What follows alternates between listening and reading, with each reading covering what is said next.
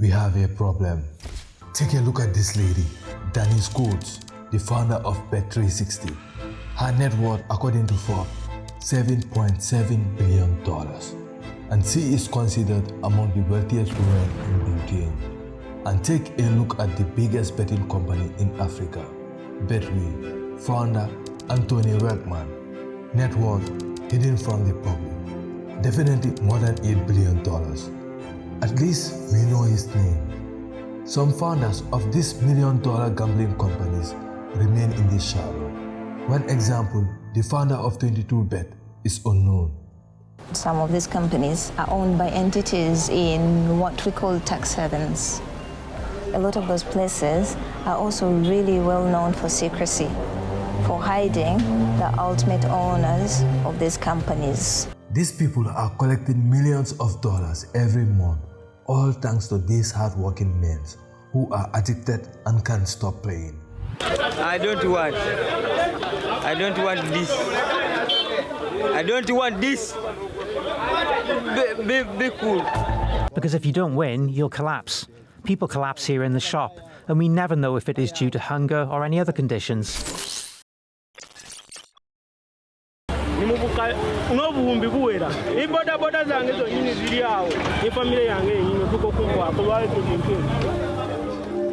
You see that Virtua, I will not tell you the lie. The truth about it is that Virtua is a killing machine.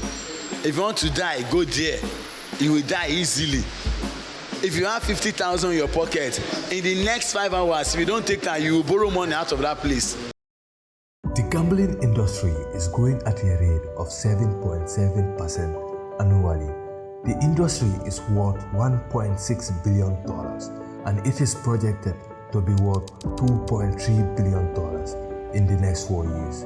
The industry has caused one of the biggest problems in Western society. Gambling addiction is a very real problem for many families throughout the state. This week is World Suicide Prevention Week, so we're taking a look at one of the top causes for suicide, gambling. And now, they are targeting much poorer countries. Youths in countries like Kenya, Nigeria, South Africa, Ghana, Uganda, and Tanzania have already been affected. The people who run these businesses are multi-billionaires, and they know our weak points. We have no chance against these people, and the possibility of not falling for their trap is very slim. Unfortunately, no one seems to be talking about it. In Uganda, 62% of youths are involved in sport betting. Ghana, 70%. South Africa, 74%. Kenya, 83%. And Nigeria, 78%. The youths in Nigeria bet $975 million per day, and each spending an average of $15 daily. Ugandan president has ordered no new license can be issued for established sports betting, gaming, and gambling companies. In addition, permits issued to established farms will not be renewed when they expire. The government has reduced the number of companies, but they can't stop some big companies. I mean, some of these companies are owned by multi-billionaires, and they also know our leaders' weak points. We have an understanding then, Mr. Murdoch. There are other investors behind the scenes. They make decisions solely on what will bring them more money. They don't care whether it will destroy African society or not. Lydia explained to me that they are shareholders from all over the world.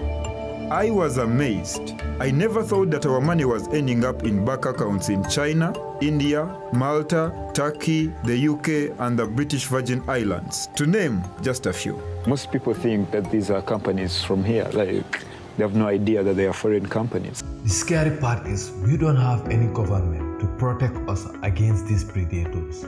I mean, the government sees these companies as significant contributors to tax revenue. But not all these gambling companies are internationally owned. Some of these companies are owned by rich Africans. A friend of mine introduced me to the betting business. So he called me, said, come and invest in this. I told him, I don't know anything about this. He said, no, it's just normal the way we play, then we get our commission every Monday. So I said, okay. So I told my father, and my father said, okay, let's give it a try. So we did. So from first shop, I'm on my 8th shop. They saw the industry is booming and they invest in it. Everyone wants to make money by any means possible. Whether you are harming people or you are doing damage to the society or the environment, it really doesn't matter because you gotta get it by any means. Hopefully this video will not inspire you to start your own betting company, but rather encourage you to quit gambling or to say, I will never gamble. There are not many documentaries concerning this topic, but luckily I stumbled upon one made 4 years ago. I found myself reading through the comments, and these are the comments that stood out to me the most. These comments are what inspired this mini documentary, and I believe this video will at least produce a little bit of value to the society. Based on these comments, I assume there will be 4 categories of people watching this video. People who has never gambled before, people who just started gambling, people who occasionally gamble, and people who cannot stop gambling, an addicted person. You can help this video reach all these 4 categories of people by simply liking the video. By only liking the video, this video may have the possibility of reaching millions of youths out there. And if you have a friend in mind who really needs to hear it, please send it to him. My goal with this mini documentary is not only to have this type of comments, but also to have someone out there quit gambling.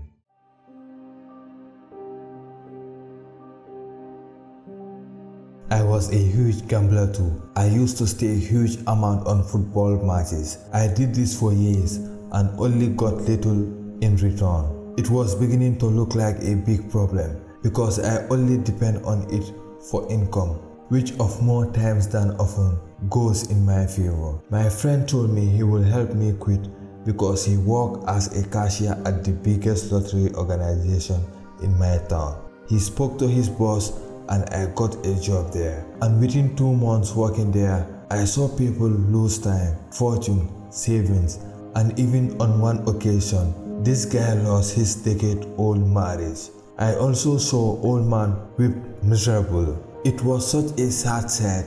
I quit the job after 2 months and I could not take it anymore. It's been 2 years now and I haven't gambled.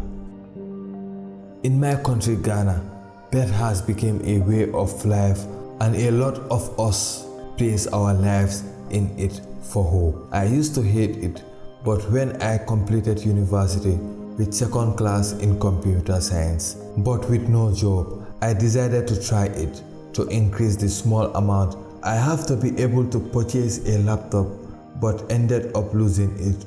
At a point, my instincts tells me to keep hoping in it and recover what I have lost, but still I keep on losing. One night, I decided to analyze it very well. I felt it's damage to humanity and our society. In Africa, bet has captured the focus of youth and destroyed our cognitive thinking for prospect future. Every day, I have been thinking the way forward to advocate to people to stop betting and put their hopes in hard work. I wish I'm given any platform. Targeting the poor as a large revenue base for gambling companies is not just happening in Africa. It is a disease and more people globally need education on the risk. Even here in South Africa, people bet their whole salaries. I joined Hollywood Bets last week. I just deactivated my account thanks to you. Hopefully, this reaches people far and wide.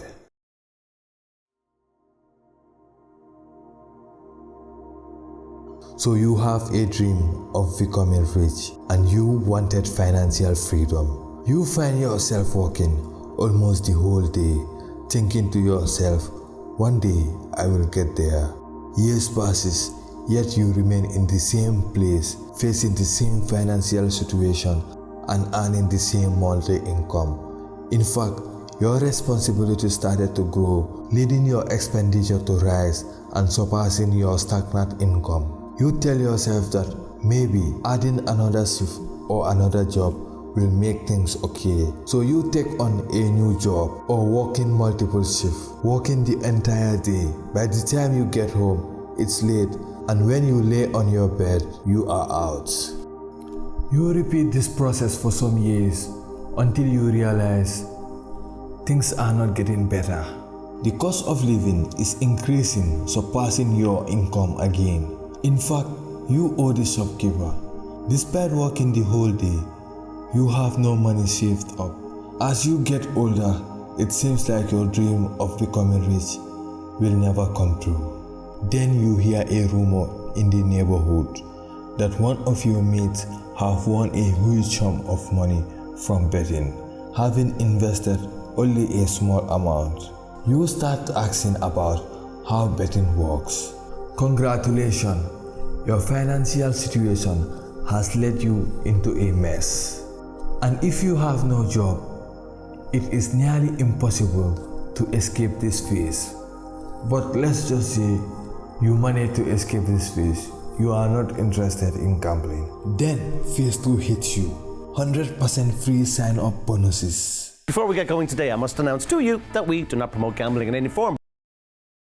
Welcome bonus. If you join this bookmaker for the first time, you get a 100% welcome bonus on your first deposit. bwinners offers some more bonuses too.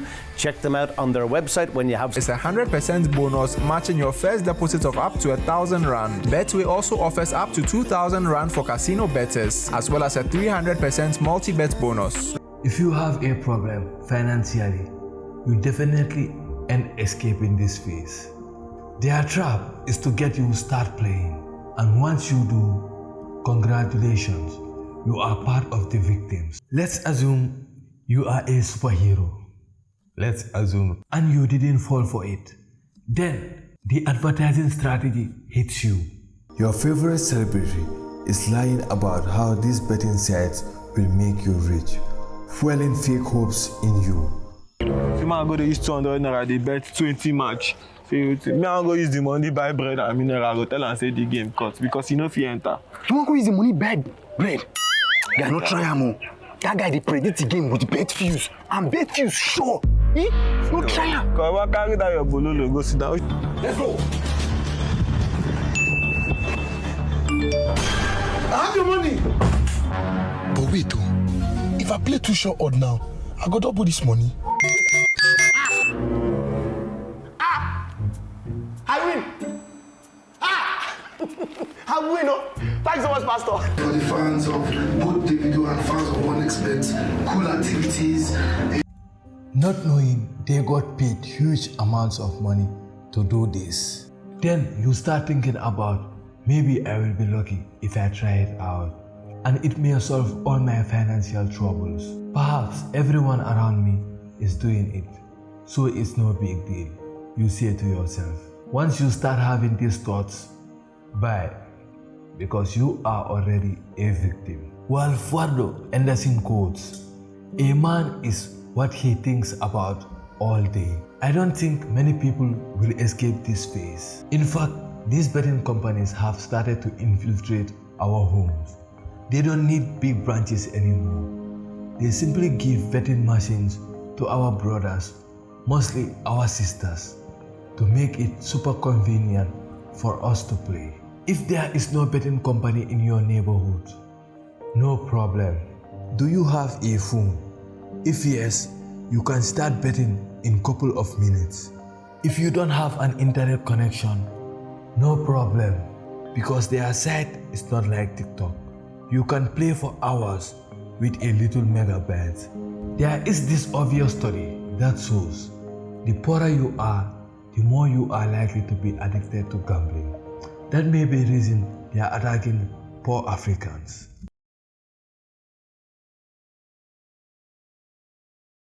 Get addicted into it by having anxiety, depression, and to the extent taking their own lives. And gambling can also stimulate the brain's reward system, just like drugs, alcohol, or any substance or activity can, leading to an addiction.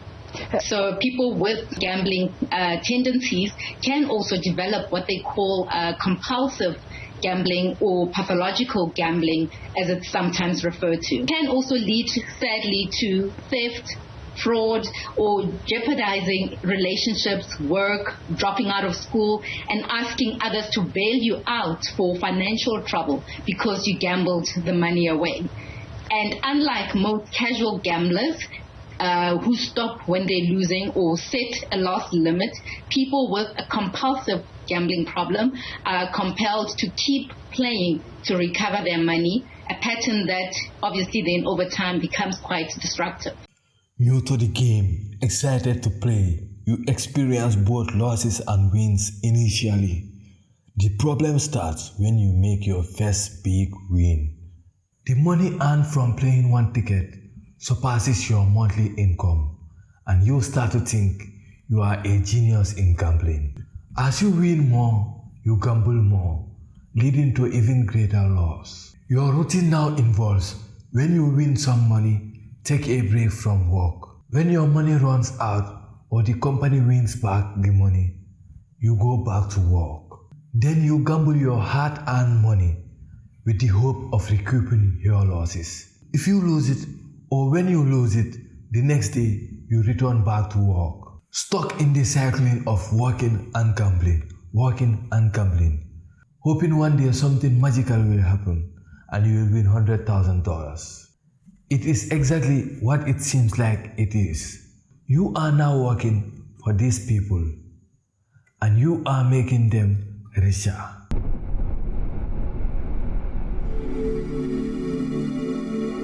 It's just a scam. The fact that nobody can win, we only want losing customers. That's it. It was just fucked. And they know what advertising works, what algorithm works. They know how to maximize their profit, which is to get people to lose more and more. It is just rotten to the core. 21st century technology, the punter doesn't really know what's going on. And behind the scenes, there's all of this maths going on that analyzes your betting and ensures the company wins. It will always win. You may experience some wins, but in the long run, you will experience losses. I feel like I've been lucky over the past 6 months, but I'm starting to wonder, how much have I actually won? I asked Lydia to take a look at the data from my online account. These are all the transactions between you and the betting company. So basically, in 1 month, you place more than 50 bets. What, 54 bets? For 55 bets. More bets than days in a month. I couldn't believe how many times I'd placed bets. But the real shock came when we analyzed my profits and losses. Yeah? So you put in 600, nearly 700,000. On your luck alone, won $1 million. However, you did not draw out that million. Yeah. The platform encourages you to put it back. Over 6 months, I had deposited 693,000 shillings from my mobile money account. That's nearly $200. I had made winnings of nearly 1 million shillings. But although it felt like I was winning online, I had actually made a loss. And then in the end, you came out with a loss of 51,000. Gamblers in Kenya are demonstrating for these companies to be banned. They realize they can't stop playing and it's ruining their life. They prefer these companies to be closed, but every day they walk into this building and gamble. It seems like they are not in control. They have fallen for this evil predator's evil plan of getting the rich richer and keeping the poor poorer. No matter what, by the end of the month, the investors need to receive their cash flow. Alan Jagwe knows exactly how the companies play this trick. He used to write the algorithm for an online betting platform. Betting is a sense of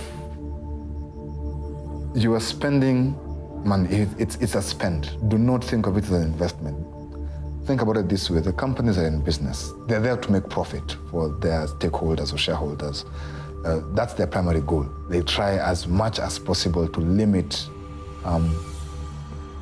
their losses. The algorithm will try its best to always make sure the house wins. So what happens if their algorithm fails, or for that month, they didn't make any profit?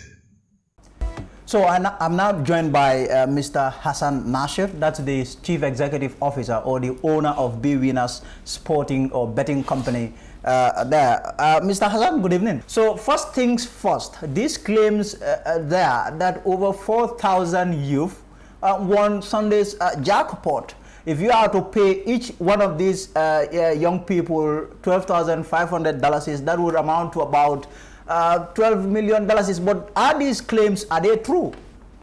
As we all know, all over the world and in the Gambia as well, the first prize of a jackpot is a shared prize.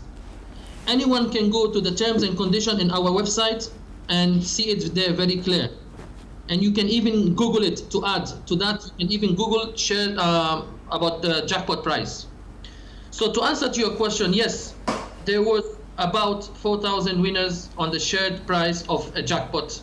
That's true. You mean, is this a shared prize or individually each won 12,500? Which is it? Because the youth, what they are claiming is that each of them won. It is a shared prize. It is a shared prize. Yes, right. Look at this bullshit. This is exactly what happens when they make mistakes. How can 4,000 people share $12,500? And remember, each must at least take $20. So quick math here. 12,500 divided by 4,000. That is 3. So you stake $20 and you win a jackpot of minus $17. And we all know how things get resolved. Bribery. The betting company donates generators to the police stations. Voila! These gambling companies are playing with our minds. They make us believe that anyone can get rich without any skill and without producing any form of value to the society. And if you have this mentality, sorry bro, because you have already lost in the game of getting rich. In the game of getting successful, you get paid according to the level of problem you solve in the society. Mohamed Jah made millions of dollars because he solved $1 million problem. And Aliko Dangote became a billionaire because he solved $1 billion problem in Africa.